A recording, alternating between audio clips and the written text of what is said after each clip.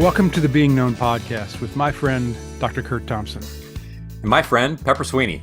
We are here to discover and explore what it means to be truly known. Hey, Kurt.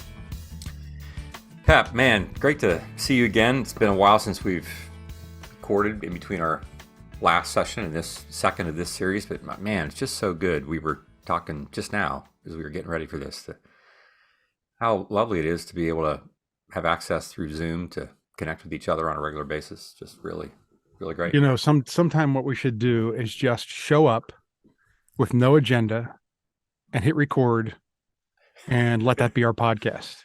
Yeah. I mean, oh my gosh, we would have so much fun at Amy's expense. I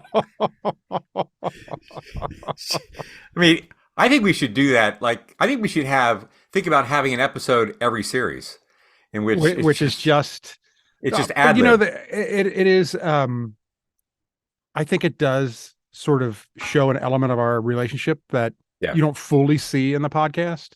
Right. You know, the fact that we don't really like each other that much. We put on this face here once we start recording this part of it. Oh, is that not what we're doing? I'm sorry. Oh, I thought that's what we were doing all this time. Darn it. Wrong again.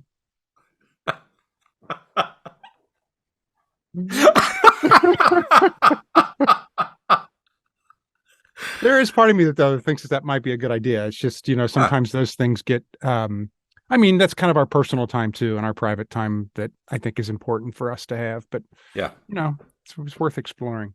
So today we are in episode 2 of this season of the Being Known podcast. And today's episode is entitled The Word of God, the Presence of Wisdom, and the Wisdom of Presence, which with a subtitle of Consciousness. Yeah. Explain that to us, Kurt. So this series, we're talking about the beauty of wisdom. That's our overarching theme. And we are using what our listeners have maybe become familiar with. If you're new to the podcast, we talk about in the realm of interpersonal neurobiology, we talk about these 9 domains of how the mind functions. And we're using that template. We're using those 9 domains as a template to kind of be our guide as we talk about wisdom. But all that is sitting on top of a biblical narrative of that's our ultimate source of what we mean to be people of wisdom. And how does that get reflected in the way our brains work? How does it get reflected in our relationships? What does it mean? What does life look like when we're not being wise? How does that affect things? Because I think, like we said in our first episode, in our introductory episode, that, you know, I don't think we know people who would wake up and say, no, I want to be more foolish by the end of the day. I think we are people who want to be wise. And so we also talked in our introductory remark about, which we'll talk a little bit about here in just a moment, this notion that we're going to not just use the 9 domains of integration as a template, but we're also using the biblical narrative in the Bible as it is meant to be approached, the Bible as it is meant to be approached on its own terms. And we'll come back to that in just a moment as well. But we would say that wisdom, when we talk about that wisdom is something that the scriptures talk about wisdom being at the beginning, right? At the beginning when the world was being formed, which we'll talk a little bit about. It's important to know that wisdom isn't just something that just shows up. It's not self-evident. It's a product that when we talk about the scriptures and wisdom, that wisdom came at a particular time, in a particular people, in a particular experience. It's not just self-evident. I don't just go out my front porch and there wisdom is and I recognize it. It is a thing that we have to acquire. It is a thing that we have to work at achieving, at becoming. And one of the ways that we are beginning to talk about it today, in this episode, is this notion of consciousness.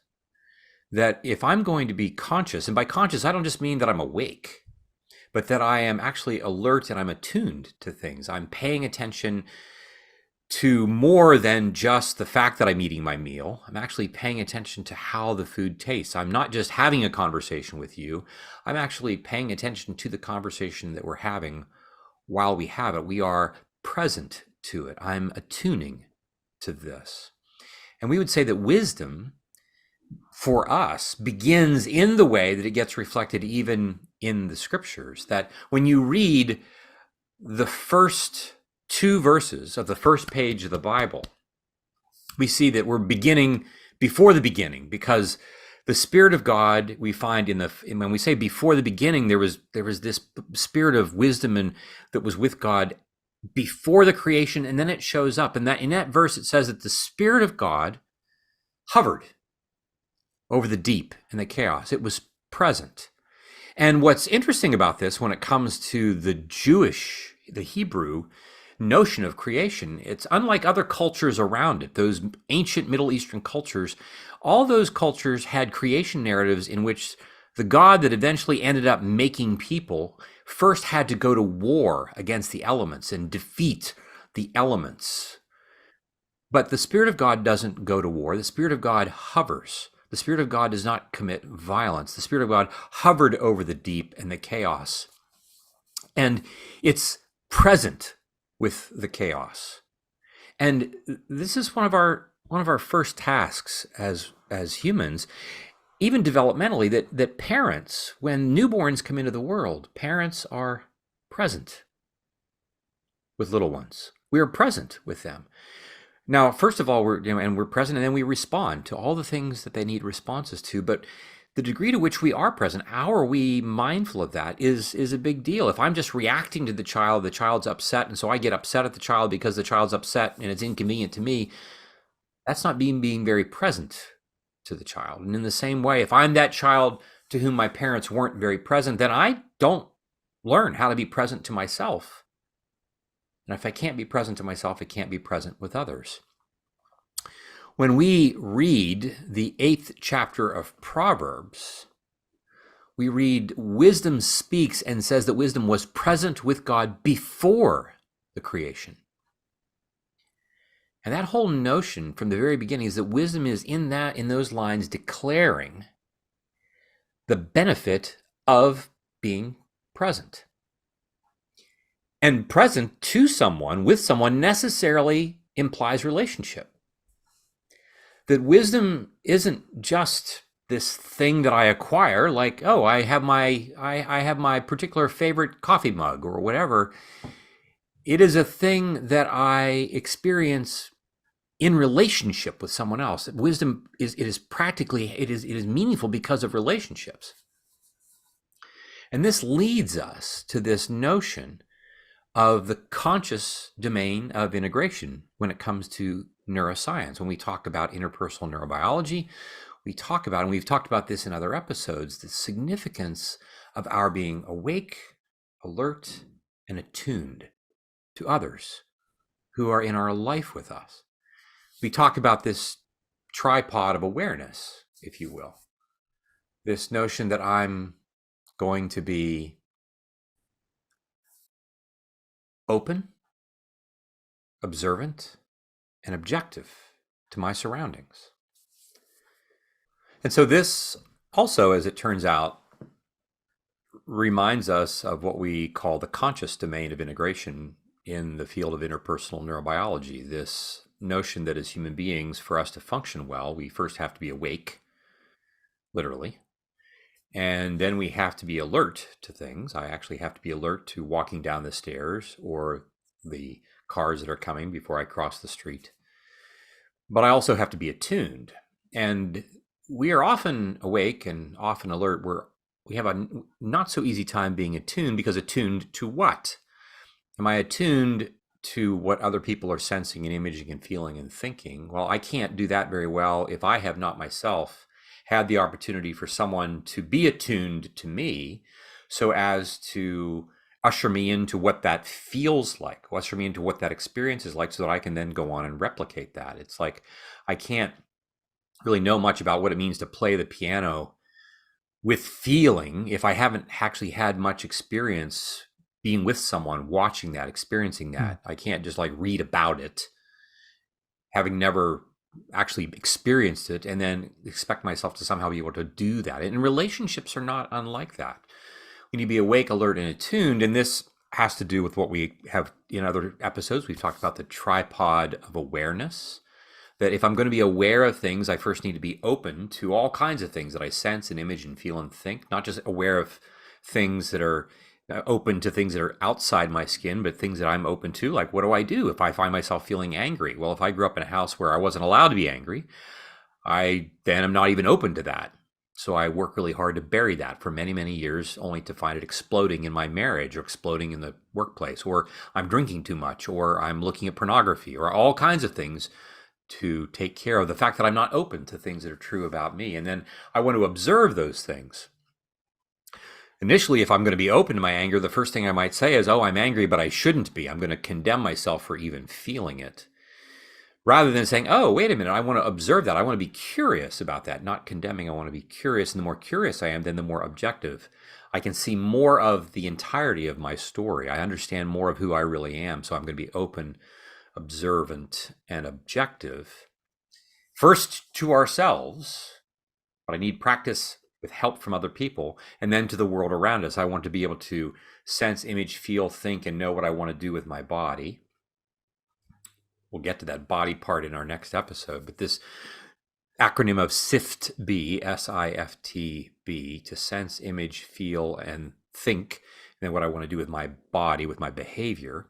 But I'm also want to be aware of the 8 ways in which I sense the world. Now, people have often, we've talked a little bit about this before, but people are, oh, I know the 5 senses, the things that come to me from outside the world, what I taste and see and hear and feel and touch.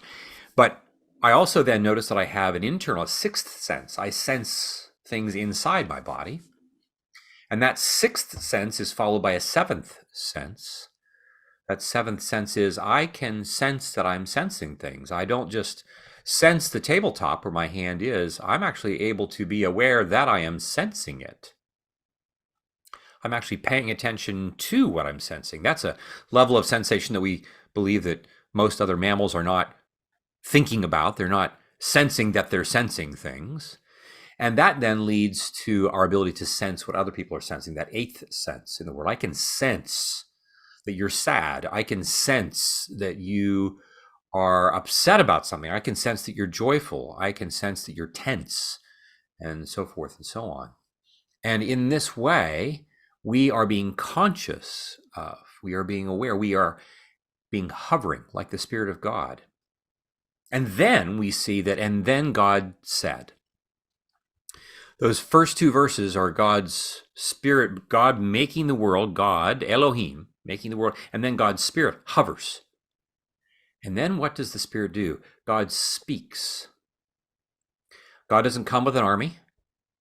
God doesn't come with violence. God speaks. And his word, this speaking, is an extension of his presence, not something separate from it. It's not like, well, first I'm thinking and sensing, and then I'm going to speak, and speaking is different. It's just an extension of it. And we would ask ourselves the question, in what ways are our speech, our words, extensions of who we are? Wisdom is the offering of extensions of who we are. It's not something separate from me. It is me.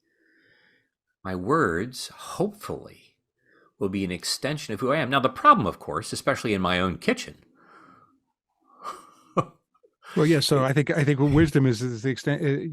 It's also what you choose not to say. Right. Right. I mean, of course, your words, hopefully, are an extension of your wisdom, but there's that also that the wisdom to know when to zip it.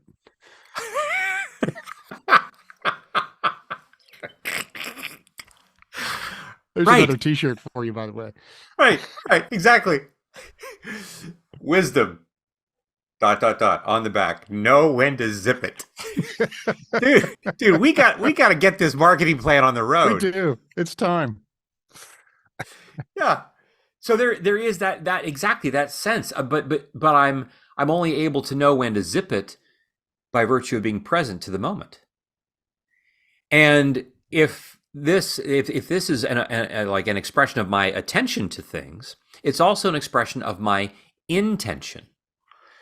God's intention is not just to be present, but his intention is to give order and purpose to the chaos that is there and present on the first page of the Bible. And his words were few but powerful. And there's another thing for us to be curious about. In what way do we imagine practicing being able to be present by using a greater economy of language, a greater economy of words? How do we do that? By even to the point where we zip it, even to the point where we say nothing. But how are we able to actually be wisdom by saying less? It's often said that if you are going to write something, if you're given, if you're a columnist for a paper, you get what, 1,600 words, maybe 1,600 words. You don't have much space, and it takes more work. I think about you when you're creating lines, right? I mean, when you're creating a screenplay, or when you're writing a sketch, or when you're thinking about a program, like, you got all this talent, and you got, like, I mean, how are you going to, like, package that in such a way that you're Well, delivering it? I will say that one great example of this is comedy. Yeah. The best jokes have used very much, how do I say, the economy of words, right? Every word that isn't leading to the punchline, every word that doesn't get you there needs to come out. So the best jokes are really, every word is so purposeful, and it's much more about what's not there than what's there. Right. Yeah. Right. Well, it's interesting, like, because even in the creation narrative, we see, I mean, we trust it's not a comedy routine, but there is a sense in which God is both attuned to the broad landscape of what's before him, but he is simultaneously attuned to the moment that is specifically in front of him. Wisdom requires us to be moving back and forth between our awareness, our presence of the room, and our presence of the particular person with whom we are having the conversation in the middle of the room. If we're parents and we're having a conversation with one of our children at the dinner table, I may be talking with Sam at the dinner table, but I'm talking with Sam in front of Sarah and Alex, with my wife being present and so forth. And so, like, how do I wisely navigate being present both to the broader landscape and to that particularity?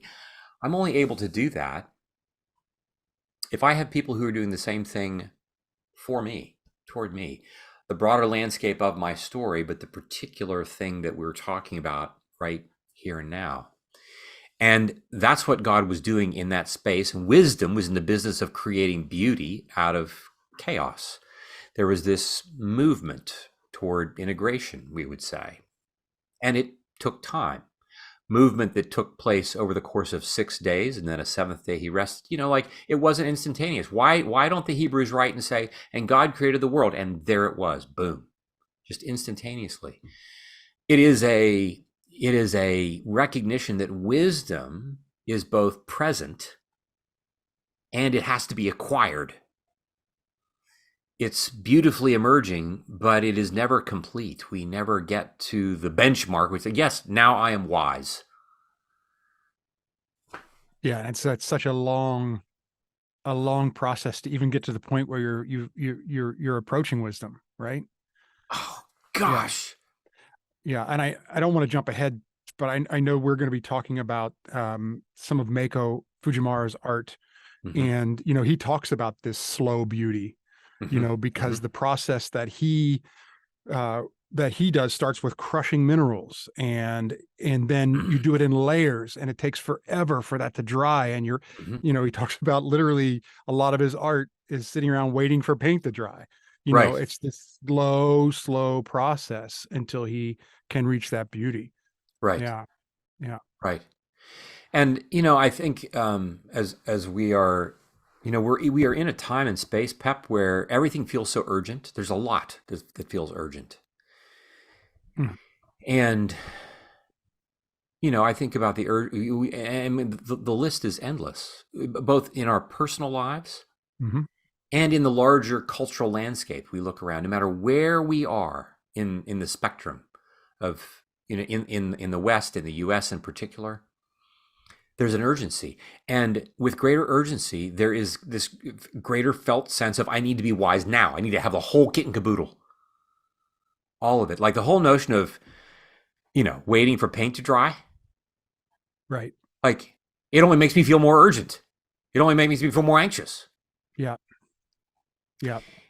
And this is where it's really important for us to have another person in our life who can sit with our urgency, look us in the eye and say, Pep, I'm not worried about you. I just want you to know.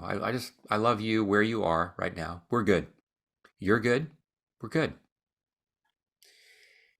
And wisdom begins again. It begins before the creation of the world. It begins with this presence of being with God and God's Trinitarian, celebratory, relational, love offering relationship. He's not just present with us like the chair is present with us in the room. I like my chair. My chair's never offered me personally much. Doesn't come out and say, oh, Kurt, like, I'm so glad for you to sit with me. No.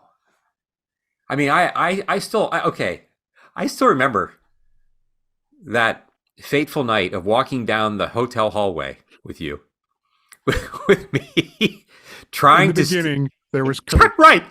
Trying to, and I think I'm trying to stay upright from laughter, from keeling over, and I think there was the part of me that is thinking to myself, is Pepper gonna think I'm a whack job because I'm not just walking down the hallway? Oh, that's funny. Like, no, I could barely stand up.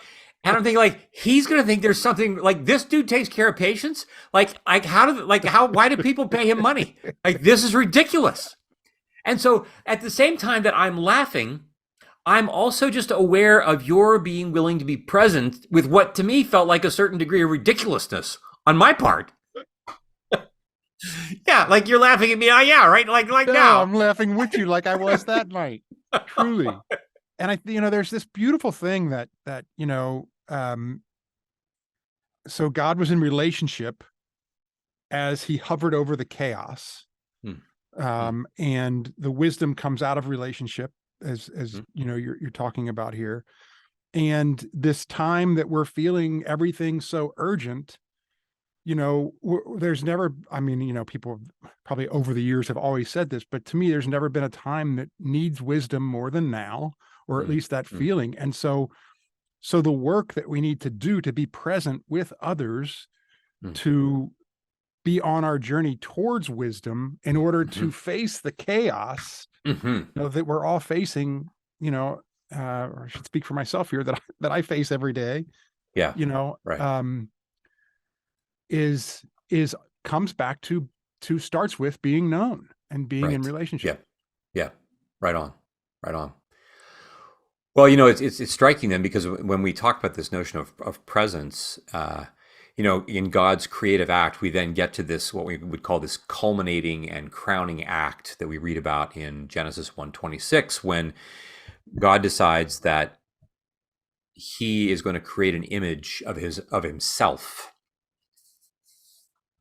It's going to be his word. At first, it's his word is an extension. Let there be light. Let the land separate from the sea. That word is an extension. And now, as it turns out, we become his word on the planet. We become his image bearers, and we'll talk in our next episode about what that means to be his image bearers. But in this sense, in Genesis 1:26, let us create mankind. Let us create humankind in our image, and then let them steward the earth. Let them be our representatives. That's what he's really saying. Let us be on the earth, and let them be us on the earth. Let them be for the earth who we are. And so then we see that wisdom begets wisdom in embodied fashion. It's not just this abstract thing. And because it's relational, let us make humankind in our image. we recognize that this is primarily relational, that wisdom is a relational dynamism. It is not just this static thing that I acquire, like gold or silver or platinum or money or houses or things. It's a thing that I acquire. It is a thing that is happening, always happening between me and someone else in relationship. And what that means is that if any of us are pursuing hard after wisdom, like that 8th chapter of Proverbs, like invites us to do, we open the door for others to pursue wisdom as well. We become that portal through which others can walk into places of wisdom. Now, of course, we live in the real world, and that means that we have trauma and shame that disrupts this whole process.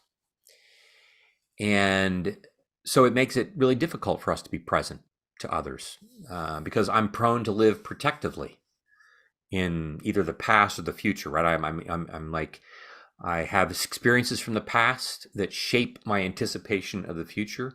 I was talking to another friend recently, and I said, like, I wasn't aware that I was doing this developmentally growing up, but I became aware of, like, oh my gosh, what I have is a very thick, almost velvet covering on the outside of me. This is kind of, I think, what I was as a kid growing up and as a young adult.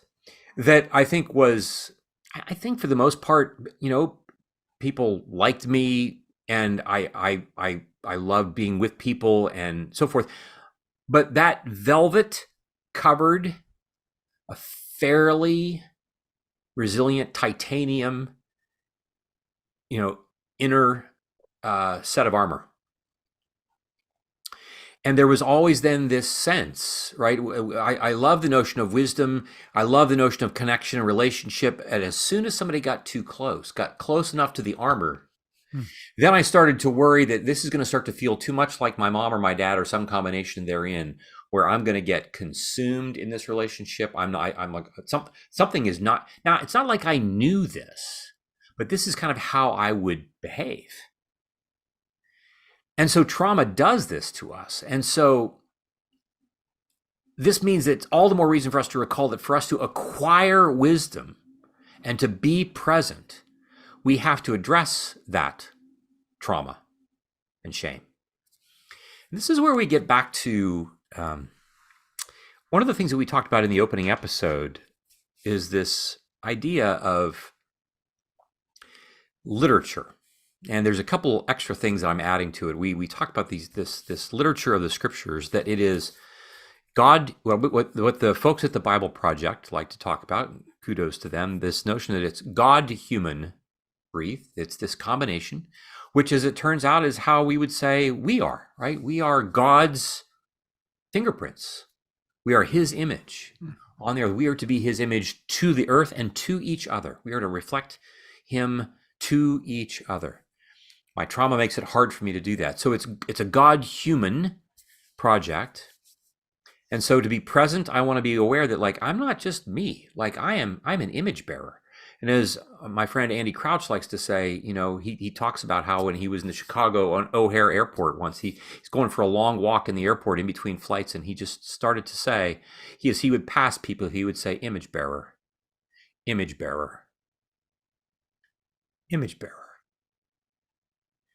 And when we start to pay attention that this is a God-human enterprise, if we are present to that, it changes our awareness of things.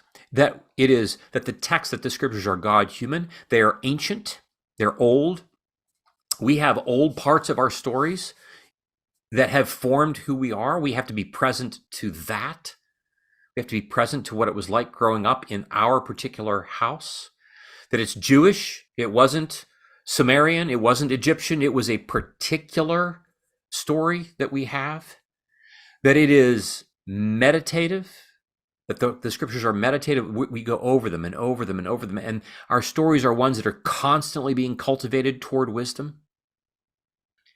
And it's literature.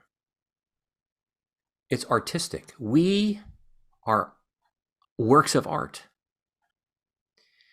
This is, and in this sense, this acquisition and becoming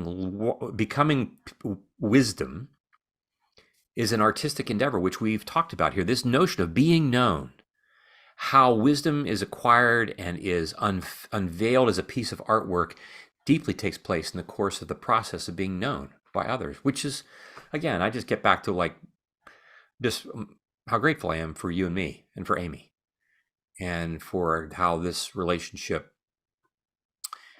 makes that possible, makes it possible.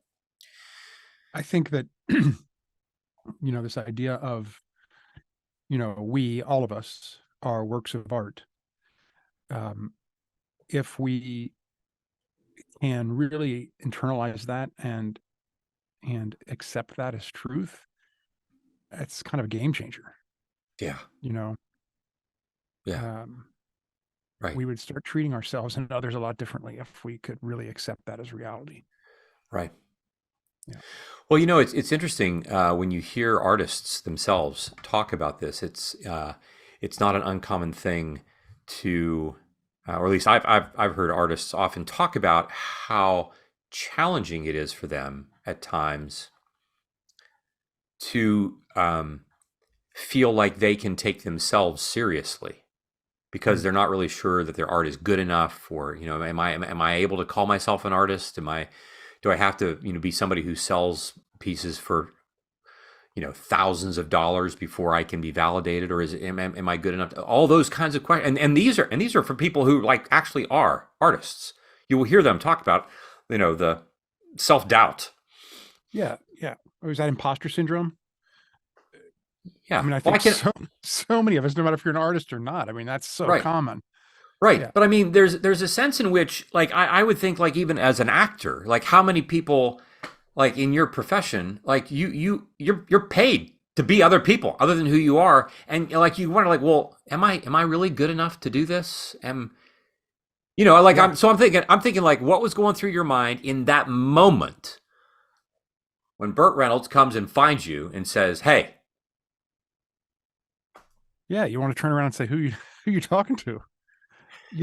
And in time, someone like you say that's a real artist that has these same feelings, that's accomplished, and everyone, of course, would say, "Oh my, you're so talented." And I think that they get to a place where, the ones that I've talked to, kind of, they still have those self doubts and those things. Am I really, am I an imposter? Is this, But then they you kind of shake it off occasionally and say, well, stop it.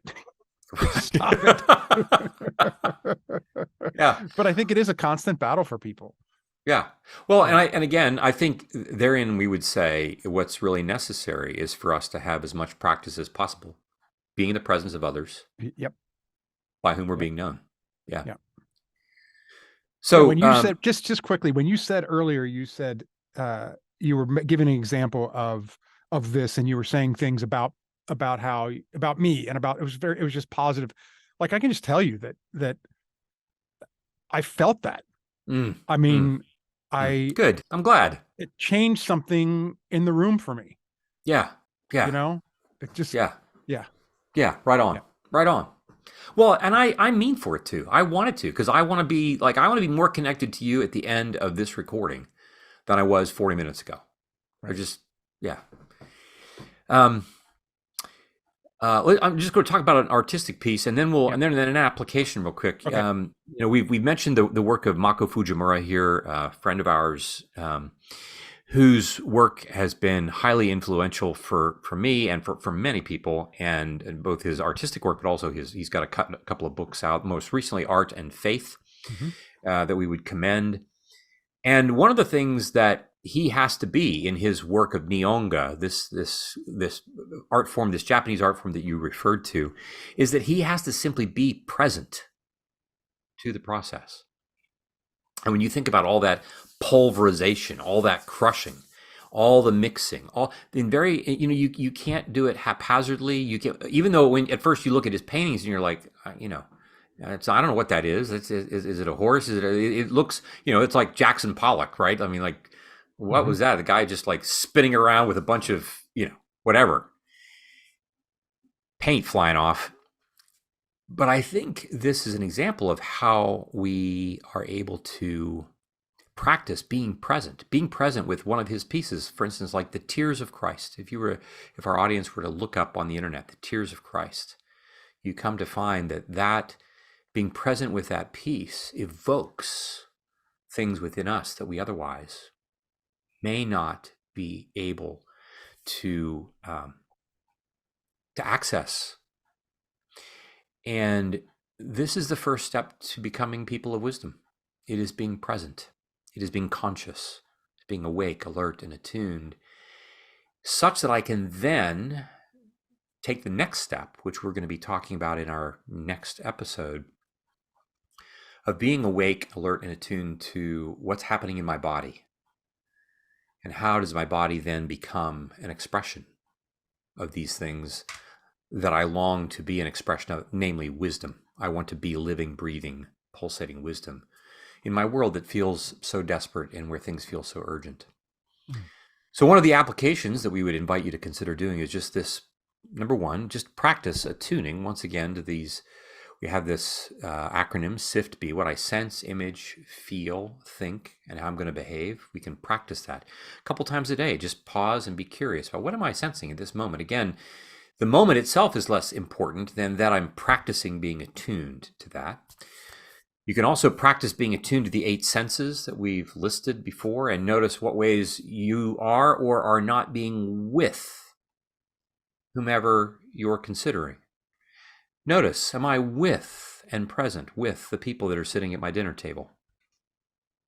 Am I with the people that I'm at work with? Am I with my students? Am I with my employees, my employer, my friends, my neighbors? Am I with this person? Am I just listening to the conversation? Am I just in a conversation at Starbucks with my friend? Or I'm actually with my friend, hovering, being curious, not at the ready to fix their problems, but I'm going to be God's representative. I'm going to be like God was on the first page of the Bible. So those are some things for us to think about. That's great. I would add to that the idea of being with and being present, and not just thinking, can I solve this person's problems, but actually, not thinking about your own problems and not even really being present at all, which I have been guilty of at times where, right. Yeah. Right. Thank you, Kurt. This has been really time well spent. I appreciate you so much. Right back at you, brother. And I feel wiser every time we're together. Take that as you will. Okay. All right. Until next time, Kurt. If you are watching on YouTube, time. Amy's going to be joining us here in just a couple of seconds. So stay tuned for that.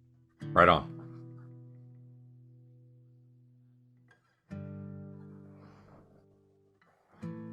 Hey, guys. Hey, Aim. Hey, guys. Hey, Hey, guys.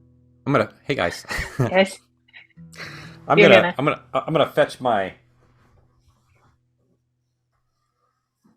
AirPod that fell out of my ear. I saw that. There we go. There is so much going on over here. Like, they started construction somewhere about 2 minutes ago. And then there were like, something's really happening because there were sirens going on. I'm like, Wow. Okay, everybody, we're recording. So The chaos. That's right. The chaos. And, Yeah. and Amy is just gonna hover. Amy is just gonna hover. Yeah, she was just hovering. This is She really was hovering. hovering. That's pretty good. Yeah. I like it. Like I'm like the kind of hovering I'm thinking about with that kind of chaos is just like step outside your door and say, "Shut up." That's wisdom right there. Yes. That's right. It's brevity with words. It is. It What is. words to use. It's an economy of words. Right to the point. Yeah. Not very funny, but Oh my gosh. okay, I have a couple of thoughts. Let's hear them. So Kurt Woodley, you opened up with this about wisdom. Is that too distracting? Was what You're too talking? Okay, there's so much because that's the construction. only thing. I mean, well, wait. You can't hear the construction? No. Oh my gosh. Okay, good. Well, I think here's the thing. God wasn't worried about the chaos. God wasn't at war with chaos. God was just present. And I think your presence is like, this is what happens when Amy steps into the chaos. It's just like people around her we don't really even notice. I don't hear the riffraff. You are like God's rep. You're welcome. So this idea that wisdom is, we need to acquire it, right? We don't get out of bed and like, oh, there's wisdom with my coffee. Like, yeah. And what struck me was not only do we need to, but the amazing thing is we can. Like, we have agency over that. Yeah. And like Pep, when you said, we're all works of art, and if we like were to see each other as a work of art, I had to see ourselves as a work of art. And then I thought we are all varying degrees of dryness. Like sometimes there's this part is really dry, but then this part is not so dry. It's newly put on the page. Yeah, that's good. And right, and being okay in that, which is really hard. Right. If you're the painting. Yeah, and we are, right? Yeah. We are the painting. And it's like, okay, I wish that was really dry, and it is not. Right. Wow, I was thinking about. Go. I just want to say, I just haven't thought about that. I haven't just paused long enough to consider what it's like to be the painting, where the different parts of me are unfinished, and I become urgently impatient with them not being more of what I want them to be. And it is going to dry. If we're doing the work, it's going to dry. So it's. But if you're talking about the kind of work, and you pronounce the Japanese art, Kurt. Oh, Nihonga. Nihonga. Yeah. It's going to dry, but then it needs to require another layer. And then it needs to require another layer. And then you wait for that one to dry. And then it needs another layer. And it just goes on forever. Yeah. Yeah. And then the same patience and sometimes tolerance that other people, like now, I'm going to be like, that's pretty wet paint right there that you're showing me. Like, they also have wet paint. And yeah. So my impatience extends to them too. Yeah. For sure. Yeah, I'm going to see people differently as I'm walking through today. Like, you're not quite finished. Here. Let me clean that streak that's on your face. That's right. Come here. It's running. It's running. Yeah. And so then, and this is kind of like big picture because like in season 3, we talked about the domains of integration. And this week has been a week for me. Like, there's been some hard conversations, and I realized that pretty quickly I go to threat. I take things as a threat, situations as a threat, and then I respond in a different way. Like, I think my security is threatened, and the cool thing is that, like, now I can notice that. Like, why do I go to threat? I am okay. I have agency. I'm going to be okay. And so that's the slow work. Like, and I think about the YouTube video where it's the orchestra, and we shared it in season 3, and the guy throws his drumstick and like just. And now I can't remember. Does the band goes on, right? Yeah, but the person he hits doesn't. Right. She's like, she bolts it. Right. And it's like the slow work of, like, in this week where I could notice, I go to survival mode pretty quickly.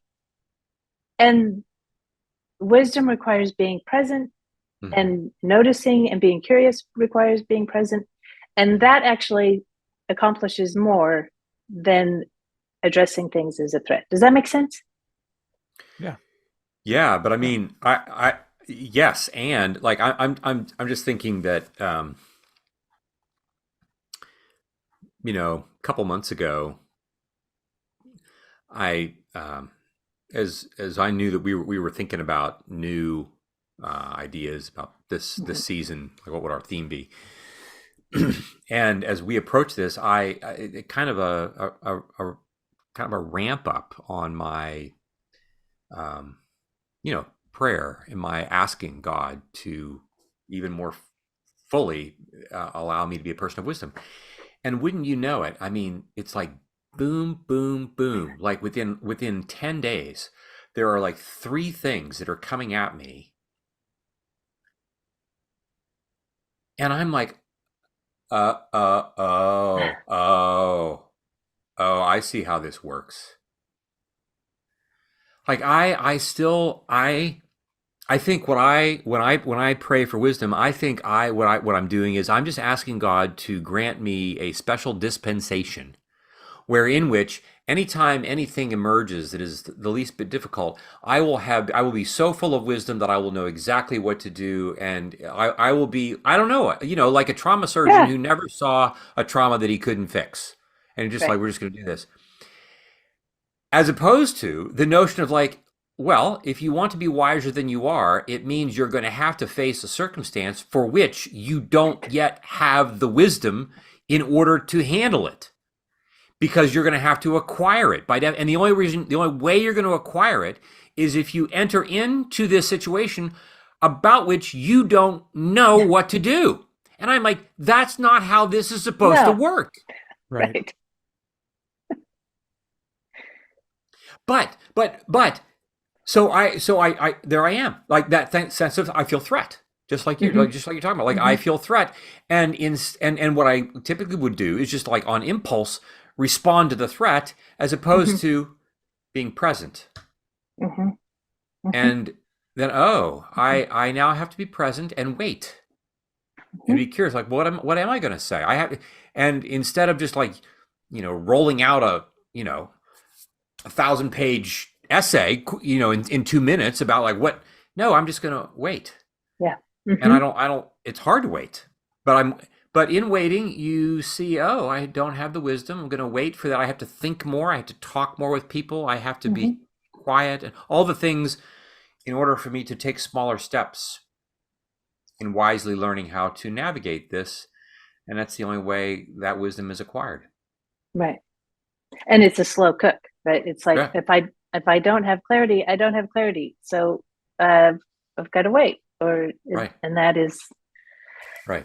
It's much easier to think, okay, how do I take care of this so it's done, even if it's not the best. How can I do this and move on? Yeah. It's like we've got a new Dutch oven. I braised beef in on Christmas Eve, and it took all day, right? And then I made chicken curry in the Instapot, and it took 15 minutes. They were both tasty. I don't know where I'm going with this. I'm trying to figure out I thought you were going to say it takes forever, but sometimes it is. I know. That chicken curry dish was horrible. One thing I know. Go with that. One thing that I was thinking about is, and Kurt, you've talked often about this pendulum where you have to spend time alone and in quiet and time in relationship with people. Yeah. And I feel like this is something that to practice presence, a lot of time we need both, right? We need that time. We need to practice that presence alone, and then we need to intentionally take it in with other people. Yeah. Absolutely. Yeah. It's good, guys. I'll give you the recipe for Instapot curry. If you have an Instapot, it's really good.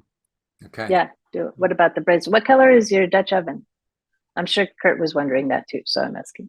It is like a Kurt wouldn't. I know colors aren't his thing.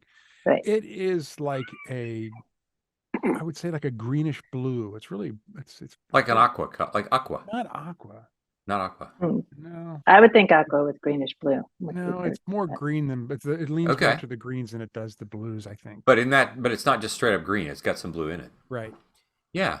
And is that, do you put that on a burner? You put it in the, how does it work? Is it a, I don't, So I braise on the stove with it, braise yeah. the beef, but then it's in a low temp oven, like 300, 325, something like that for hours. And does the Dutch oven, but it's like a pot, right? Yeah. And does So the pot itself have, it's like, is it ceramic? yes. And does it have coils in it, built into it, or is it, no, I don't so it think just, so. so the heat that It's just heat comes from the Yeah. burner of the stove. Yes. Got it. Yeah. Yeah. Cool. There's probably Brand a new. YouTube Just fixed it video for the out first there time. I about liked this. it. Yeah. I'm sure. Okay. It's how the Dutch cooked all their victims. We'll post a picture of your Dutch oven. Yeah. Riveting. I bring so much to these conversations. You do, it is. Okay. You do, Pep. All right. Thank you. All right. Love you guys. Love you. We'll see you next time. This podcast is produced by Kurt Thompson, Pepper Sweeney, and myself, Amy Chella. Audio production and editing is by Keaton Simons. Video production and editing is done by Mark Gould. If you'd like to connect with us, you can find us on social media at BeingKnownPod. If you like this podcast, tell a friend. If you love this podcast, tell everyone you know. And please like, rate, and review wherever you listen. Be well, be known.